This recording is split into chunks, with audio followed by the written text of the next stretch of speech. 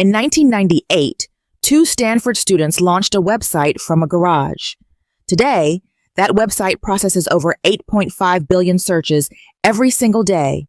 It knows more about you than your closest friends. It controls how humanity accesses information. This is the story of how Google didn't just win the search war. It changed the internet forever. Before you finish watching this video, Google will process over 100 million searches. People will send billions of Gmail messages. They will watch millions of hours on YouTube. They will navigate using Google Maps in nearly every country on Earth. Google is valued at over $1.7 trillion. It employs more than 180,000 people worldwide. The word Google is literally a verb in the dictionary. But here's what most people don't know. Google's dominance wasn't inevitable. In 1998, Yahoo was the internet giant. Alta Vista had the best search technology. Dozens of competitors fought for users. So how did two PhD students with zero business experience build something that would fundamentally reshape how 8 billion humans access information?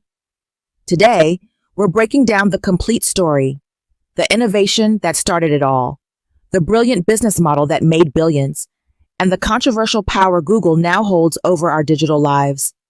September 1995, Stanford University. Larry Page and Sergey Brin meet during orientation for new PhD students. They argue about nearly everything, but they share one obsession: fixing internet search. Here's the problem they saw. The web was growing exponentially, but search engines were terrible. They ranked pages by counting keywords. If a page mentioned best pizza 500 times, it would rank first, even if it was garbage.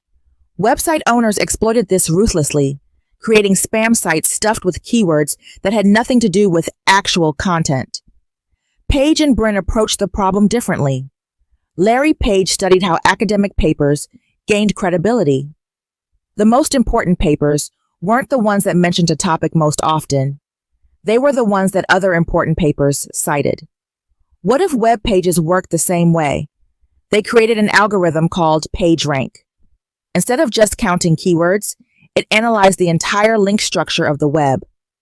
A page was important if other important pages linked to it. It was democracy applied to information. Pages voted for each other through links. This was revolutionary. Google could now determine not just if a page mentioned your search term, but whether it was actually authoritative, trustworthy, and relevant. They built a prototype called Backrub that ran on Stanford's network. It worked so well it consumed massive bandwidth and eventually crashed the university's internet connection. By 1998, Backrub was processing 10,000 queries per day. They knew they had something special. They needed to turn it into a company. They renamed it Google, a play on Google, the number 1 followed by 100 zeros. This represented their mission to organize infinite amounts of information. In September 1998, they got their first check, $100,000 from Sun Microsystems co-founder Andy Bechtolsheim. He wrote it after a brief demo on a Stanford porch. The check was made out to Google Inc. before the company legally existed. They incorporated, rented a garage in Menlo Park from Susan Wojcicki for $1,700 a month. They bought some servers, and Google was officially in business. Google entered a crowded market. Yahoo had 100 million users. Alta Vista was considered unbeatable. Ask Jeeves had brand recognition. Lycos, Excite, and InfoSeek all competed aggressively. Google had better technology, but that wasn't enough. They needed users, and they had almost no money for advertising. Google's homepage was radically different from every competitor. Yahoo's homepage was cluttered with news, weather, stocks, shopping links, and dozens of categories. It took forever to load on dial-up connections. Google's homepage had just a logo, a search box, and 2 buttons. That's it. This wasn't just aesthetic preference.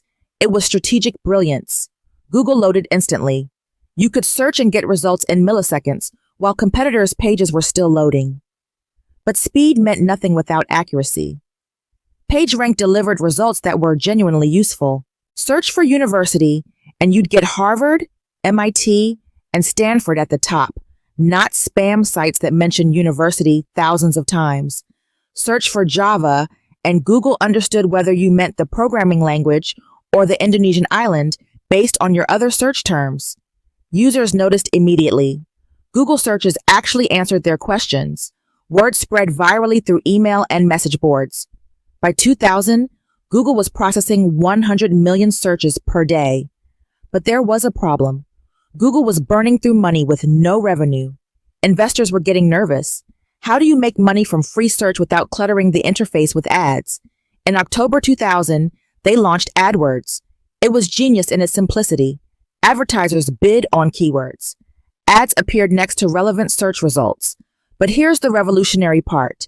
Advertisers only paid when someone actually clicked their ad, not just for impressions.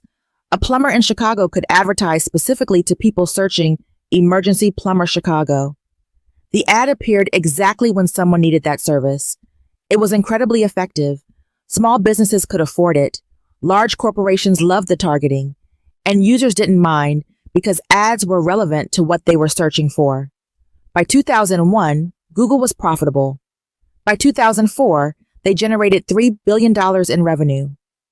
In August 2004, Google went public with an unusual IPO. They used a Dutch auction to let regular investors participate, not just institutional buyers. The IPO priced shares at $85 and valued Google at $23 billion. Some analysts called it overpriced. Today, those shares, adjusted for splits, would be worth over $180 each. Google's market cap exceeds $1.7 trillion. Gmail, reimagining email, April 1st, 2004. Google announced Gmail with 1 gigabyte of free storage. It wasn't, and it was revolutionary. Competitors like Hotmail offered just 2 to 4 megabytes of storage. Gmail provided 500 times more space. You never needed to delete emails again. Gmail introduced email, feel like instant messaging. Powerful search within your inbox. It fundamentally changed how people used email. Today, Gmail has over 1.8 billion active users. Google Maps launched in 2005 and transformed digital navigation. While competitors offered static images, Google introduced smooth, interactive, draggable maps. In 2007, Street View arrived, sending camera-equipped vehicles to photograph roads worldwide.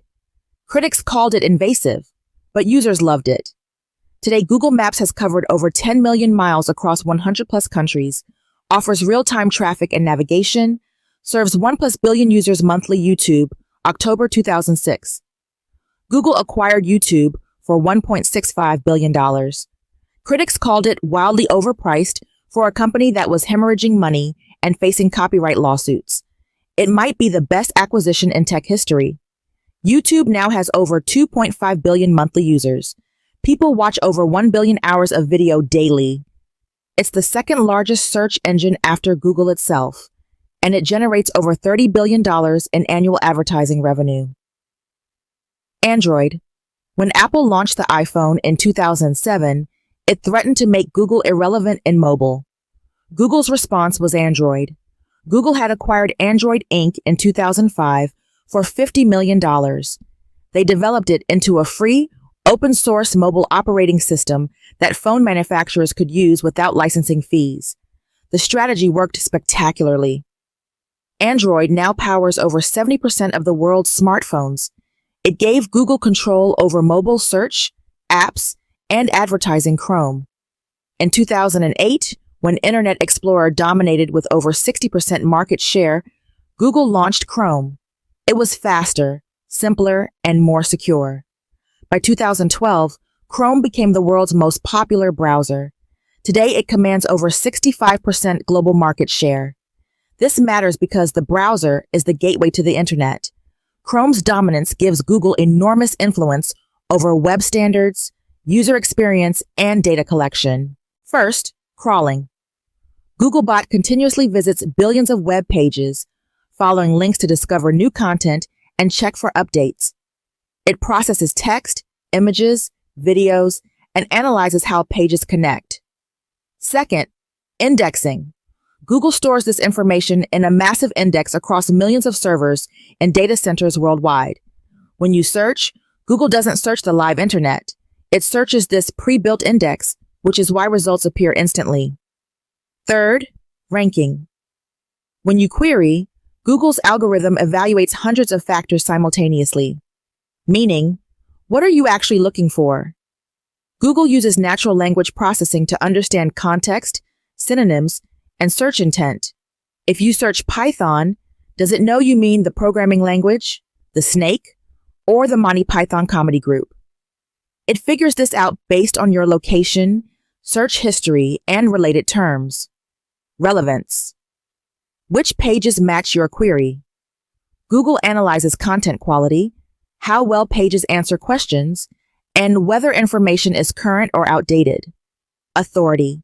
Which sources are trustworthy? This is modern PageRank, evaluating expertise, authoritativeness, and trustworthiness based on links, reputation, content quality, and user behavior. Recent updates have integrated artificial intelligence throughout search. Systems like BERT and MUM allow Google to understand language almost like humans do. Featured snippets, knowledge panels, and direct answers you see at the top of results are AI-generated summaries designed to answer questions without even clicking through to websites. This creates a paradox. Google is so good at answering questions directly that users increasingly don't need to visit the actual websites Google indexes. Google handles over 92% of global search queries. It doesn't just dominate search. It essentially is search for most of the world. The European Union has fined Google over 8 billion euros for anti-competitive practices, including favoring its own services in search results, restricting competition on Android devices, and abusing its dominance in online advertising. The U.S. Department of Justice filed a landmark antitrust lawsuit in 2020, arguing Google illegally maintains its monopoly through exclusive deals with device makers and browsers, paying billions to Apple alone to remain the default iPhone search engine. Google's business model depends entirely on data. Every search query, every email in Gmail, every video watched on YouTube, every location tracked by Maps, every website visited while using Chrome, all of it contributes to an extraordinarily detailed profile of who you are. This enables incredibly precise advertising targeting, which is why Google generates over $200 billion annually from ads. But it means Google knows your interests, relationships, health concerns, political views, financial situation, and daily routines better than almost anyone in your life. Google argues it doesn't sell personal data and provides privacy controls. Critics argue the controls are deliberately complicated and the data collection so extensive that true privacy is impossible while using Google services. Google's advertising dominance has devastated traditional media. Newspapers that once thrived on classified ads and display advertising lost that revenue to Google's more effective, cheaper alternatives. While Google drives traffic to news sites through search, it captures the advertising dollars that once sustained journalism. This has contributed to thousands of newsroom closures and the collapse of local news in many communities. As the gateway to information and owner of YouTube, Google makes decisions about what content people see. Misinformation, conspiracy theories, and extremist content challenge Google's policies daily. Search results can influence elections. YouTube's recommendation algorithm has been accused of radicalizing users. Google's decisions about what to show or suppress affect billions of people, yet there's limited public accountability for these choices. The company faces its most serious challenges in 25 years. Artificial intelligence could make traditional search obsolete. Microsoft's integration of ChatGPT into Bing threatens Google's core business for the first time. TikTok has become the search engine for Generation Z. Privacy-focused alternatives grow steadily. Regulatory pressure intensifies worldwide. Breaking up Google or forcing structural changes could fundamentally alter how it operates. But here's what's certain. Google has permanently changed the internet and human behavior. It democratized access to information, making knowledge available to anyone with connectivity. It created technologies that billions depend on daily. It also concentrated enormous power over information, commerce, and communication in one company. It accelerated the decline of privacy in digital life. It changed how we remember things, how we navigate the world, and even how we think, knowing we can always just Google it. The verb to Google entered dictionaries worldwide. An entire generation has never known life without Google. Whether that's progress, power, or both, is the question we'll spend the next 25 years answering.